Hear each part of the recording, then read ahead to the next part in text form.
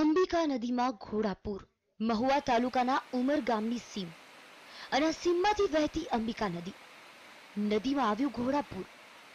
ખળખળ વહેતા પાણી જોઈ ભલભલાના જીવ ચક્રાવે ચડી જાય તેવા વેગવંતા પ્રવાહથી કૂદકા મારતા નદીના આ પ્રવાહ પોતાનું સામ્રાજ્ય બયાન કરી રહ્યું છે।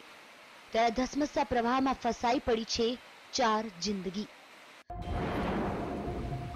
પાણીના પ્રવાહ વચ્ચે ફસાઈ જિંદગી। જુઓ કેટલા વેગથી વહી રહ્યું છે પાણી। આ વેગને જોતા કોઈને પણ પાણીમાં પડવાનો વિચાર સુદ્ધા ન આવે, પણ આ જ પાણી વચ્ચે ઘેરાઈ ગયા કેટલાક લોકો। નજર સામે યમદૂત સમા વહેણ તેમના જીવ લેવા આવ્યા હોય તેમાં નદીમાં સર્જાયા ભયાનક દ્રશ્યો। પણ તાકાત છે કોઈની કે આ યમરાજ સમા ધસમસતા પ્રવાહમાં તેઓને બચાવવા જાય। અને જોત જોતામાં નદી કિનારે લાગી ગયો લોકોનો જમાવડો।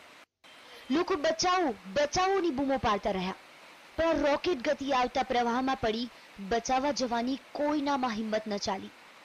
પોતે બચી જાય તે માટેની સતત ભગવાનને ગુહાર લગાવતા આ 4 લોકો મોત વચ્ચે ઝઝૂમી રહ્યા છે।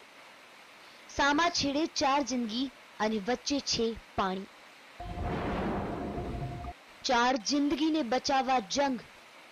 લોકોના ઉભરાયા ટોળે ટોળા।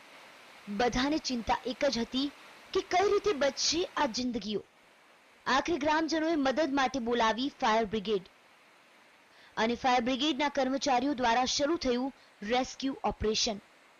પાણીના તેજીલા પ્રવાહને જોઈ ઘડીકભર ફાયર બ્રિગેડના જવાનો પણ ડઘાઈ ગયા।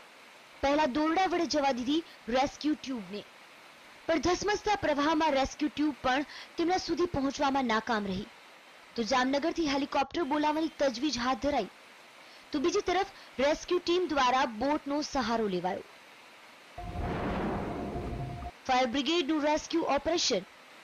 રેસ્ક્યુ કર્મચારીઓ દ્વારા બોટને નદીના ફસાઈ ગયેલા 4 શખ્સો સુધી લઈ જવાના શરૂ થયા પ્રયત્નો, પણ પાણીના જોર સામે જવાનોનું જોર પાછું પડતું હતું।